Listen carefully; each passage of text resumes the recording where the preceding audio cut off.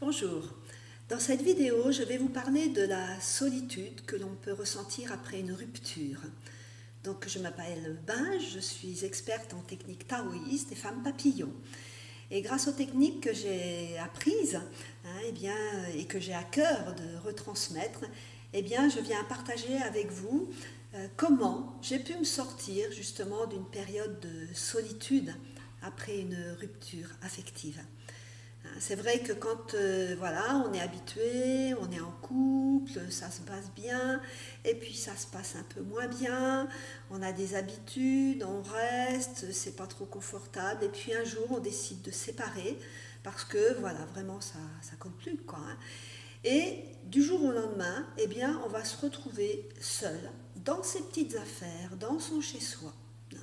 Le soir, on rentre du travail, et puis, il y a quand même une sensation de vide. Même si la situation précédente n'était pas confortable, on sent quoi, on sent une absence et quelquefois, c'est pas très confortable de se retrouver face à soi-même. Et l'objectif, ça va être de se réparer le plus vite possible pour retrouver l'amour de soi et retrouver éventuellement l'amour de quelqu'un. Et souvent, si nos relations en fait ne fonctionnent pas, c'est peut-être parce qu'on n'a pas assez d'amour pour soi-même. Parce qu'on peut donner à l'autre que ce que l'on a en nous-mêmes. Et les taoïstes nous conseillent, pour cultiver une relation harmonieuse, d'être en paix avec soi-même, d'être en amour avec soi-même. Vous savez, nous sommes notre meilleur ami. La personne qui nous connaissons le mieux. Et si nous ne nous aimons pas, comment est-ce que l'on peut aimer d'autres personnes?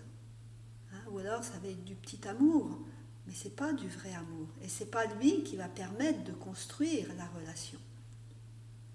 Donc les taoïstes, pour cultiver l'amour de soi, dans notre solitude, d'une soirée, parce que l'autre vient de partir ou on vient de le quitter, on va prendre un instant avec soi-même, on va s'asseoir tranquillement, et puis on va fermer les yeux, ce que je vous invite à faire quelques secondes, et on va venir écouter notre cœur.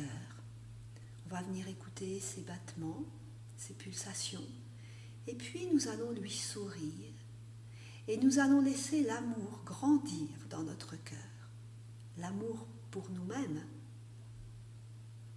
Ressentez l'amour pour vous-même comme c'est agréable, comme c'est régénérant.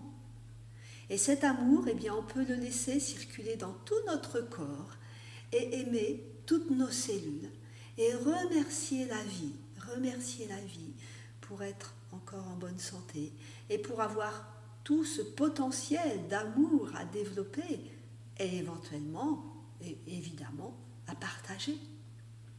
Voilà.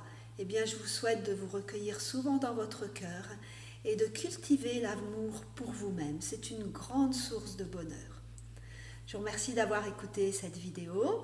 Si vous voulez en recevoir d'autres, vous pouvez laisser votre mail sous cette vidéo et je ne manquerai pas de vous en envoyer d'autres. Je vous remercie de votre attention et je vous dis à bientôt.